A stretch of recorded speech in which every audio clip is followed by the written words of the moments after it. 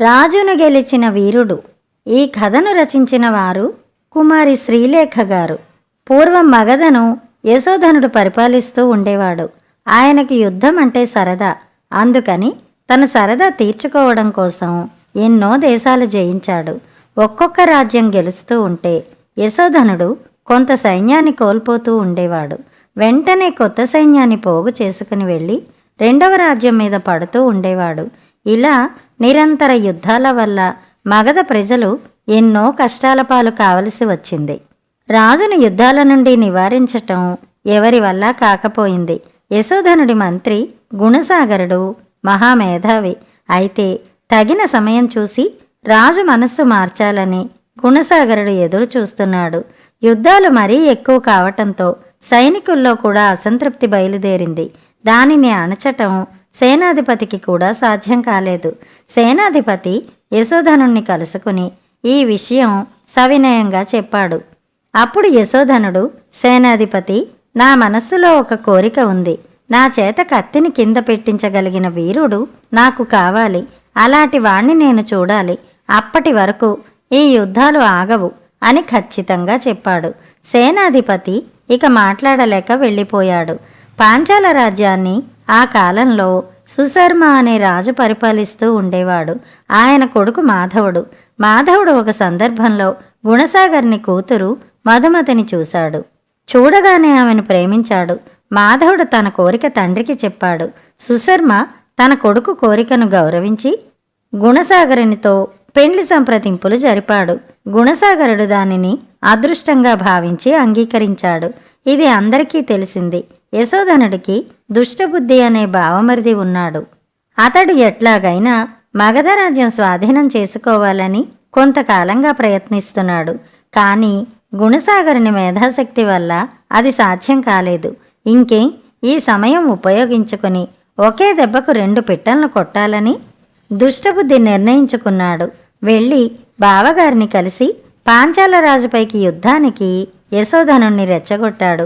యశోధనుడు మంత్రిని సేనాధిపతిని పిలిచి పాంచాల రాజ్యం పైన యుద్ధం ప్రకటించమని కోరాడు. గుణసాగరునికి జరిగిందేమిటో అర్థమైపోయింది.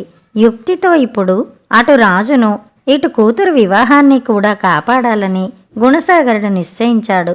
రాజు ఒంటరిగా ఉన్న సమయం చూసి వెళ్ళి కలుసుకుని, ప్రభు, ఎందుకు అనవసరంగా ఇప్పుడు పాంచాలపై యుద్ధం అని నచ్చచెప్ప చూశాడు. మంత్రి, నాచే కత్తిని దింపించే వీరుడు కనపడే వరకు నేను విశ్రాంతి తీసుకోలేను. పాంచాలరాజు అలాంటి వీరుడేమో చూద్దాం అన్నాడు యశోధనుడు. ప్రభు, మీచే కత్తిని దింపించే వీరుడు మన రాజ్యంలోనే ఉన్నాడు. నేను చూశాను ప్రభు అన్నాడు గుణసాగరుడు. మహారాజు తుళ్ళిపడ్డాడు. ఏమిటి, మన రాజ్యంలోనా? అవును ప్రభు, మన రాజధానిలోనే. యశోధనుడు మండిపడ్డాడు. అయితే వాడితో నేను రేపు ద్వంద్వ యుద్ధం చేస్తాను, ఏర్పాట్లు చేయించండి అన్నాడు రాజు కోపంతో. చిత్తం, కానీ మీరు ముసుగు ధరించి యుద్ధం చెయ్యాలి అన్నాడు మంత్రి. యశోధనుడు అందుకు అంగీకరించాడు. గుణసాగరుడు చిరునవ్వు నవ్వి సెలవు తీసుకున్నాడు. మరునాడు చాలా రహస్యంగా యశోధనుడికి మరో వీరుడికి ఒక రహస్య ప్రదేశంలో ద్వంద్వ యుద్ధం ఏర్పాటు చేశాడు. యశోధనుడు ముసుగు ధరించి యుద్ధరంగంలోకి ప్రవేశించాడు. కత్తి డాలు అందుకున్నాడు. ఆకలి కొన్న సింహంలాగా శత్రువీరుని కోసం ఎదురు చూస్తున్నాడు. నిర్ణీత సమయానికి 1 గంట మోగింది. ఇంతలో శత్రువీరుని సింహనాదం వినబడింది. యశోధనుడు తల ఎత్తి చూశాడు. యశోధనుని 16 ఏళ్ల కొడుకు మానధనుడు యుద్ధరంగంలోకి ప్రవేశించాడు. కత్తి డాలు తీసుకుని మహారాజు మీదకి దూకాడు. కొడుకు ఇలా వచ్చేసరికి యశోధనుడు నివ్వెరపోయాడు. ఏం చేయాలో తోచలేదు. ఈ లోపలే మానధనుడు తండ్రి ధరించిన డాలును కవచాన్ని ముక్కలు చేసివేశాడు. మానధనుడు యువకుడు, అందులోనూ కత్తి యుద్ధంలో బాగా సాధన పొందుతున్నాడు. దానికి తోడు ఇటు మహారాజు పుత్రప్రేమతో నీళ్లు కారిపోతున్నాడు. మానధనుడు మళ్ళీ సింహనాదం చేసి తన మీద లంఘించే లోపలే యశోధనుడు చేతిలోని కత్తిని కిందకి జార్చి, గుణసాగరా, నా కత్తిని దింపించిన వీరుణ్ణి చూశాను, ఇక యుద్ధం వద్దు అని కేకపెట్టాడు. అయితే అంతవరకు తాను తండ్రితోనే యుద్ధం చేస్తున్నానని మానదండికి తెలియదు. దానితో తండ్రి గొంతు విని ఆశ్చర్యపోయాడు. గుణసాగరుడు వారిరువురి మధ్యన నిలబడి గత్యంతరం లేక తానీ నాటకం ఆడవలసి వచ్చిందని, మానధనుడికి ఇవాళ ఎవరో వీరునితో ద్వంద్వయుద్ధపు పోటీ పరీక్ష ఏర్పాటు చేస్తున్నానని చెప్పి ఇలా తెచ్చానని వివరించాడు. దుష్టబుద్ధి పన్నాగం కూడా వారికి చెప్పాడు. ప్రభు, మానధనుడు మిమ్మల్ని గుర్తించకపోయినా మీరు అతన్ని గుర్తిస్తారు. అందుకని యుద్ధం ఇలాగే ముగుస్తుందని నాకు తెలిసి ఈ సాహసం చేశాను అన్నాడు గుణసాగరుడు. మంత్రి మేధాశక్తికి రాజు ఎంతో ఆనందం చెందాడు.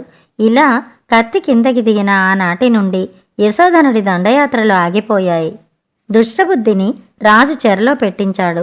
మధుమతి మాధవుల వివాహం వైభవంగా జరిపి 2 రాజ్యాలు సుఖించాయి. కథ సమాప్తం. కోశాధికారి. మాళవ దేశంలోని సీతాపురంలో కమలుడనే యువకుడు ఉండేవాడు. కమలుడు చాలా తెలివిగలవాడు, చురుకైనవాడు. చిన్నతనం నుంచి విద్యను అభ్యసించి ప్రస్తుతం తండ్రికి చేదోడు వాదోడుగా ఉంటున్నాడు. తండ్రికి అనారోగ్యం చేసినందున కమలుడు ఉన్న కొద్ది పొలాన్ని అమ్మి తండ్రికి వైద్యం చేయించి నిరాశ్రయుడయ్యాడు. రాను రాను బ్రతుకు భారం అవసాగింది. కొంతమంది సన్నిహితులు నీకున్న తెలివితేటలకి రాజుగారి ఆస్థానంలో ఏదైనా మంచి ఉద్యోగం సంపాదించుకో అని కమలుడికి సలహా ఇచ్చారు. తన అదృష్టాన్ని పరీక్షించుకుంటూ కమలుడు రాజధాని నగరం చేరాడు. రాజుగారి కొలువులో కోశాధికారి పదవి ఖాళీగా ఉందని తెలిసి మర్నాటి ఉదయమే రాజుగారి కొలువు చేరుకున్నాడు. అప్పటికే ఆ పదవి కోసమై చాలామంది యువకులు హాజరయ్యారు. మంత్రిగారు అందరికీ చిన్న చిన్న పరీక్షలు పెట్టాడు. కమలుడితో పాటు శేఖరుడనే యువకుడు అన్ని పరీక్షల్లో నెగ్గి ముందు నిలబడ్డాడు. ఇద్దరిలో ఎవరికి కోశాధికారి పదవి ఇవ్వాలో అర్థం కాక మంత్రి ఆ భారాన్ని రాజుగారికే వదిలేశాడు. రాజు ఇద్దరినీ పిలిపించి ఖజానా ఖాళీ అయితే ఏమి చెయ్యాలి అన్న ప్రశ్న వేశాడు. వెంటనే పన్నులు పెంచి ఖజానా నింపాలి అన్నాడు శేఖరుడు. సామంతరాజులపై యుద్ధం ప్రకటించి కప్పం వసూలు చెయ్యాలి చెప్పాడు కమలుడు. మరి ఖజానా నిండుగా ఉంటే ప్రశ్న వేశాడు మంత్రి. అగ్రరాజ్యాలపై యుద్ధం ప్రకటించి మనం ఆర్థికంగా బలంగా ఉన్న విషయాన్ని చుట్టుపక్కల దేశాలకు తెలియచేయాలి అన్నాడు శేఖరుడు. కొత్త కొత్త పథకాలను అమలు చేస్తూ ప్రజలకు రుణ సహాయం అందించాలి చెప్పాడు కమలుడు. విన్న రాజు కమలుడిని కోశాధికారిగా నియమించాడు. కథ సమాప్తం. కథలు కంచికి, మనం ఇంటికి.